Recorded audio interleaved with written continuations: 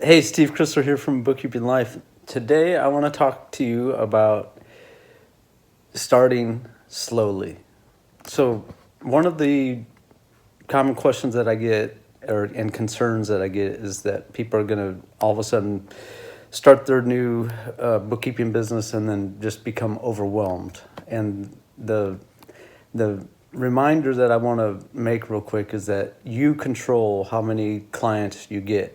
You control when you get those clients, you control what type of client that is, and that's very important information. So your first clients, like I've said in other videos, but I want to repeat it, is that your first clients should be easy clients, meaning they should have little to no employees.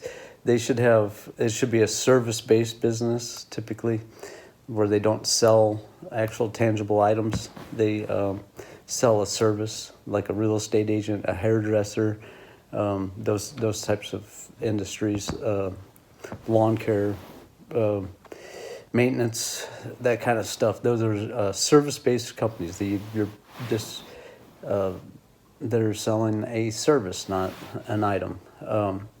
Because the bookkeeping gets more complicated when they have product that they sell, because it can involve taxes and costs of goods sold and inventory and stuff like that. So when you remove all those little more complicated things, they're not much more complicated, but they are the kind of the next level. You just want to stay at level one, which is the service-based business. So if a lawn maintenance company comes out and mows your grass, you pay them X amount of money.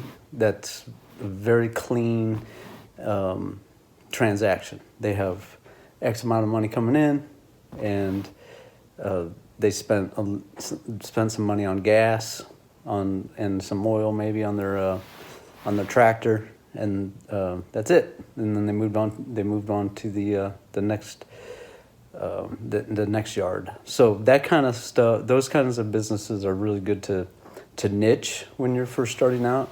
But like I said, the key is to not think this big brick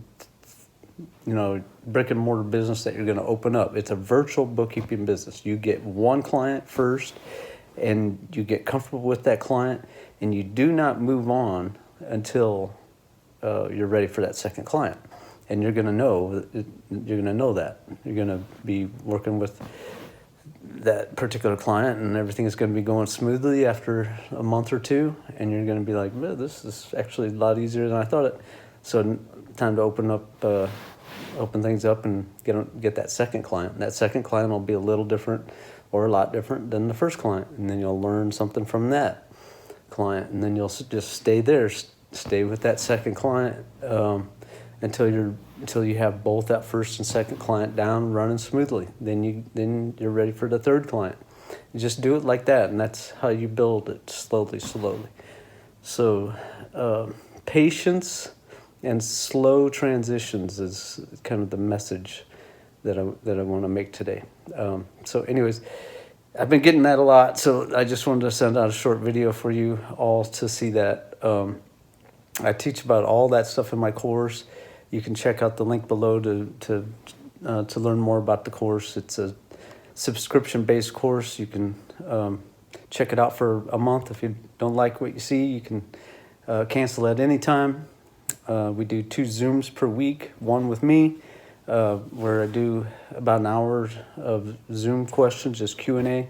And then also Pamela, who's our QuickBooks expert. She goes over QuickBooks questions. She goes over a topic and then takes questions and answers. So if you have a particular question for that week, you can chime in to that Zoom meeting, ask her the question, and she'll answer it for you. That's really slick. So, and it's a lot of value. That's all along with everything that comes with the Learn, Start, Grow course. So that's a lot of value for the money, which is the whole purpose of this.